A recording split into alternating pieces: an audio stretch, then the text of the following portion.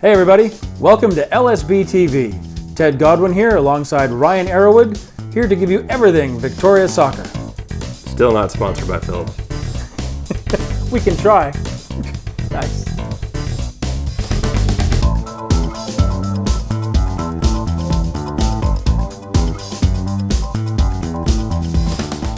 All right, so we got a lot to talk about thanks to our regular and predictable filming schedule. I think we've been away for, almost a month now. It's a month, buddy. A month, buddy. Here we go. All right, so let's start off with some PFC news, Pacific Football Club. Let's start off with the league form. The last home game we had was back in May 18th, so a little while ago, and it was a 2-2 draw with York. And I got to say, for me personally, I thought it was rather painful. It was a case of 2 goals in the first half, which was great to see. And then it was a bit of a collapse. Yeah, I mean, you got to look at it this way. As a crowd, for people watching the game, it was a very exciting game to watch. Oh yeah, there's no doubting that. The PFC games have turned into a bit of a buzz around town. People are talking about it. People who don't normally go to soccer games, they're getting ready to come out. They want to hear more about what's happening there. So certainly from an entertainment perspective, I think it was good. Yeah, and our general record isn't too bad. I think we've actually only lost 2 games in total at the stadium. The rest have either been ties or a win. So it's been decent. But, this is a town that loves to see people winning, and our current goal-scoring shenanigans aside, at least we're scoring every game, but there's a little bit of a pattern. True, and it certainly was nice to see Marcus Haber get on the scoreboard. Yeah. That's for sure. Now, the next game we played was on the 1st of June. We were in Halifax. We took a long road trip out there. But again, we started off really well. I thought we were controlling play at the start of the game, and we managed to score first. We went ahead. We did, and this is sort of the scoring summary of a couple of our games. We score first, maybe twice, usually in the first half, and then it kind of goes downhill from there to where either the other team makes changes either in the first or definitely at halftime, to where the second half usually looks like a different game. We still put forth a lot of effort, and to give them credit, there's been a lot of good chances for PFC in the second half. It's just not turned into goals as it does in the first half for us. And maybe that's just luck of where the ball's going, but it literally seems the story of our games is score a goal, yay, maybe score a second, yay, and then just brace for the impact of the other team figuring out what they're doing. So the question, and the other team figure out what's doing, seems to me to be our problem. I've heard some people say maybe it was the travel to Halifax, but this is a pattern that happens at home as well. Yeah. We score in the first half, the second half, something changes, and they come back and they get goals against us. So what do you think? Do you think I think some of it comes to 2 things. One, I think we're limited offensively as it is right now to only a few options. And once those options start to get shut down, we don't look as good a team. And I think a lot of that problem of that is coming from our consistent strain on injuries and as a team. I think I saw the injury sheet for this last game. We had 7 people injured. I mean, it's to the point where, we need reinforcements or we need people to get healthy, and they're just not coming around yet. It hasn't happened, and I think that limits our offensive capabilities. I mean, we've brought in some new guys, and they have made some impact most recently. Our international fellow from Panama, I'm not going to remember his name. That guy came in, and he made an immediate impact in the midfield for us and made it look like we had a solid midfield, and he immediately impactful, and the guy doesn't speak English at all. Apparently. He speaks the universal language of soccer. Yeah, but he's, we're making some impact pushes, but as far as our offensive pushes, it's just, I feel we have a limited options, and we haven't had a change. And as it's put in other games, we also don't have what you want to call like a super sub, someone that you can immediately sub into a game, and he would immediately make a difference in either the offensive shape of what we're doing. We're kind of where we are, which is, Fisk is a distributor, sometimes a good guy to score some goals, and then you have Haber up top, and that's the general layout. Even though I believe our formation continues to change and has changed based on player availability, our general offensive strategy doesn't seem like it's changed And too much. it seems to me that Silberbauer has been trying to make Issei Nakajima-Ferron that super sub. Yeah. But I don't think it's necessarily working. And I don't think it is either. I think Issei is better when he's just in there the whole game just because he's very aggressive and he puts the other team a little bit more on the edge, I believe. So having him in the beginning of the game is more of an impact, whereas sometimes subbing him in later just makes him a really good bait to get yellow carded quickly. There's a good chance that's going to happen. So that's our league form, and frankly, I guess technically our cup form has been even worse because we're out. We had 2 games against Calgary, and I think the less said about that, the better. Frankly, it was, I think, not great performances either game. I mean, to give everyone credit, no one's played fucking good against Calgary, so yeah. But certainly there was that a game against Forge in the second round, which has just taken place within this last week. And there's been some interesting controversy about the Forge game. I don't know if you've seen the video. It has, of course, been removed from the game footage from One Soccer, not included in their highlights. But you can manage to find some highlights out there of the post-game brawl, the whatever after. I mean, brawl's one way to put it. It was more of a giant fucking shoving match. I mean, there's no way to pretty much explain that. That's not a brawl. Like, the commentary is amazing because the guy's living it up like he's watching a boxing match, and it's just a bunch of idiots. Well, as some people have said, it feels very much like the guy's trying to comment on a hockey game. Yeah. If the announcer had actually been audible to the field, you would have actually thought he was actually egging them on. The way he was talking, it made it for a fun experience. But yeah, it was all handbags, wasn't it? It was all just a little. I mean, it was pushing and shoving, and I didn't see anyone coming out of that game with split lips or black eyes. I mean, it wasn't what I would consider a brawl. And of course, apparently, what set off the brawl was some sort of inappropriate comment from, I believe, someone on the coaching staff. Way to go! So the league did respond to that. I believe was that. Did anybody find her banned yet? Not yet. They will be investigating. Oh God! To see inappropriate use of language, and we'll see what comes out of that. Moving on from our past form to what's coming up. We have our next game is another away game. It's been a long time since we've been had a home game, but June 15th we're going to be playing again. We'll be playing York in York, a 9 a.m. kickoff, Pacific Standard Time. Yep, we are returning to our glorious home base of Yates Street Tap House. We kind of did a quick tour of the city to a couple of different bars over the last few home games, and we've decided it's time to come home. It's been our home for a lot of other games in the past, but obviously with the new team with Pacific, we kind of bounced around a little bit just to check out all the digs. It's time to go back, and I'm excited to see us play York. We've had a pretty good run against York. They've been close and interesting games all around, so playing them again at home should be entertaining. Yeah, and a big shout out to Dan at the Tap House, who's always been great for us. It's going to be a wonderful experience, and a big shout out because they're going to be opening the bar early for us. Yes. The Tap House doesn't usually open until 11 a.m., so they're going to be putting the game on for us. They've got One Soccer ready to go, so look forward to that. And just as a little, I guess, a bit of a plug, they do a great breakfast. Now, our next home game. Finally, we get to a home game again, June 23rd. So it's still a ways off, but we're going to be playing at West Hill Stadium at 3 p.m. And this is where the problems start to come in, right? What? Which part? The part about playing again? Which part? Which problems would you like to refer to? I don't think it's a double booked weekend, or is it? This is actually. Oh, this is the double booked weekend. This is the triple booked weekend. My bad. Jesus. This is the ultimate. This is the only weekend they managed to conflict for Highlanders and PFC. So well done schedule there. But the Highlanders kick off at Centennial Stadium at 2 p.m. Mm-hmm. The Pacific kicks off at 3 p.m. at West Hills. Yep. And just to really add insult to injury, and this is where I got to go a bit of a rant, Canada versus Cuba, the game at the Gold Cup, starts at 3 p.m.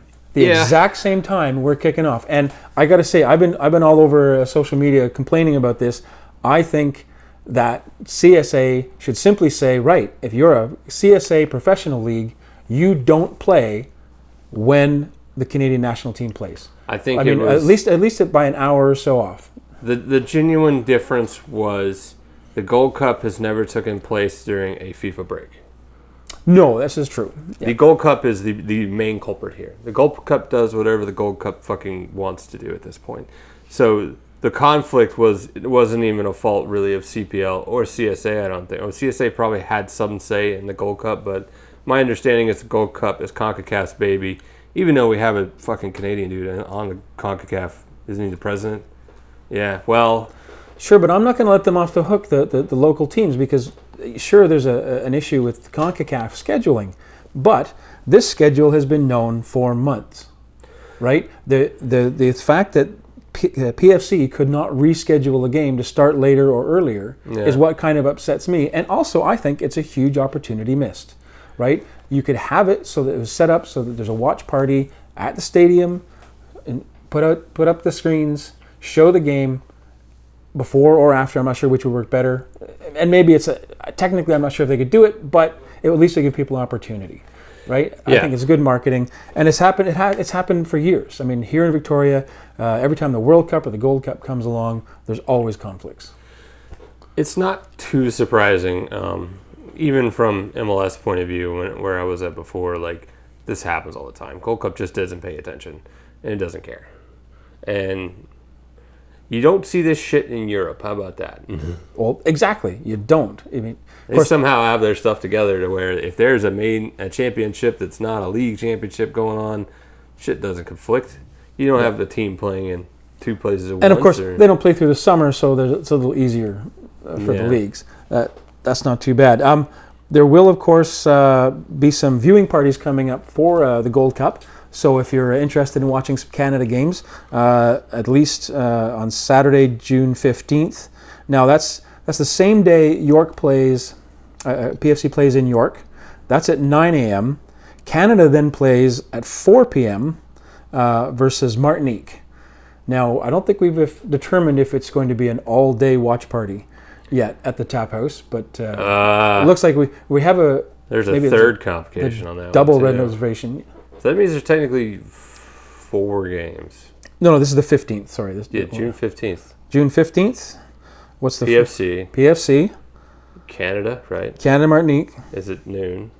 No, 4 p.m. Is it 4 p.m.? All right, never mind. And what else is playing? The 15th, Vancouver Island FC has their home opener on the 15th. Okay. Yeah. 5 p.m. We'll get into that in a bit, but just to quickly review also, a Wednesday, June 19th, that's a great game at 7 p.m.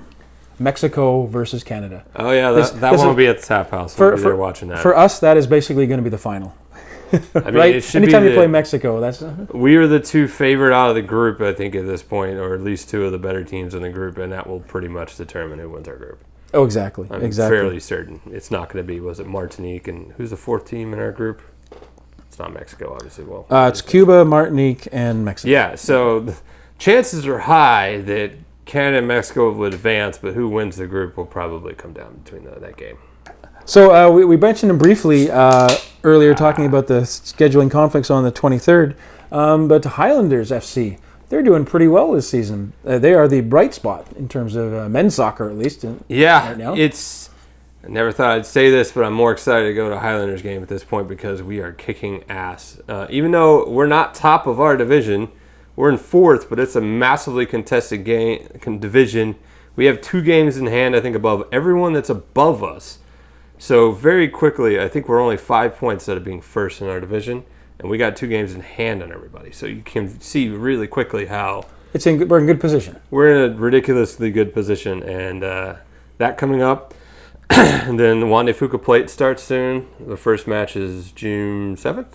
This was this week. Friday, June 7th. I believe it's a 7 p.m. kickoff. And there's a stupid amount of free tickets given away that probably are still available. Maybe. Yeah, at Swangard Stadium. Anybody heading over to Vancouver, come see the first leg of the Juan de Fuca Plate for this year.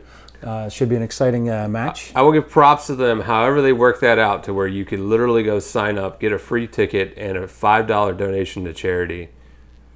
How the hell that math works out, I don't know, and I don't care, but more props to those guys because that's ridiculous. You go to a soccer game and then also donate to charity for nothing. Yep, and of course, this is also being billed as the beer showdown. I saw some great stuff on social media today. It's Phillips Beer versus, Parallel 49. Parallel 49. So Phillips versus Parallel 49. And I've heard of both those beers. All right, and of course we know which one is better. So obviously we will be winning. Phillips Driftwood will be winning. Driftwood's the answer, right? It's a good answer. I don't know if it's the right one, but your mileage may vary.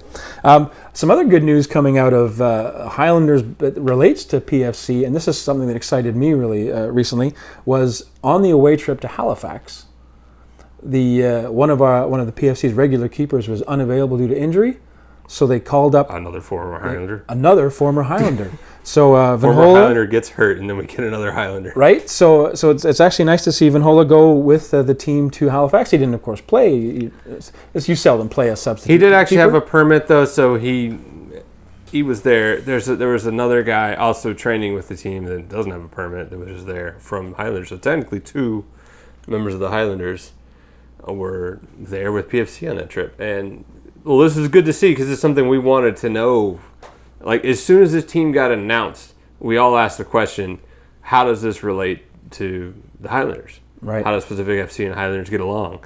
And here we are this far into the season, and we're starting to see things happen between the two teams, something we've wanted since day one. Exactly. So let's hope this continues and we get some more. And I know we're all over the place. Sorry for whoever wrote our script. I forgot to mention... Didn't we write our script? Yeah, I know. Shh. Quiet. Don't tell them. I have to mention, in terms of the Gold Cup and the PFC, Noah Verhoeven, our very own Noah Verhoeven, has been sent to the training camp with the Canadian men's national team, making him the first player out of the CanPL to be called up to the national team. There you go. While playing. So, well done.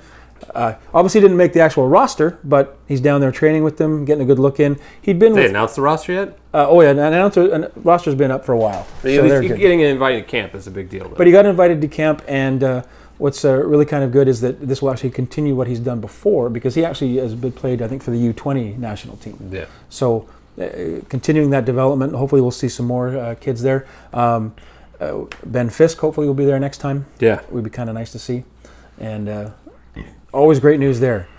All right, the last bit of business we also mentioned earlier, Vancouver Island FC, the new women's team. Yes, in a very frantic schedule over, probably more frantic than Highlanders. I think over 2 weeks they played their 4 home games total. And 2 of those are 15th, 16th. And from what I'm understanding, they're not doing too bad in the league, having only played 2 games, and most of the rest of the league has played 2 or more. They're still mid-pack. I think they've got a win and a tie, maybe. I'm probably wrong on that. But they're doing pretty well, and yes, their home games will be played at West Hills, and home opener is the 15th. And as we already discussed, the 15th is a busy day, and we're hoping to make it out there to see their opening kickoff. If not, there's another home game on July 16th. That's probably not right.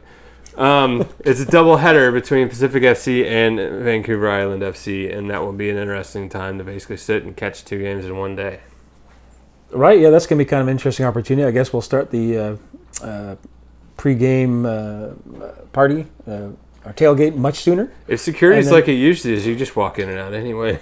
Shh, don't tell them. Not my fault.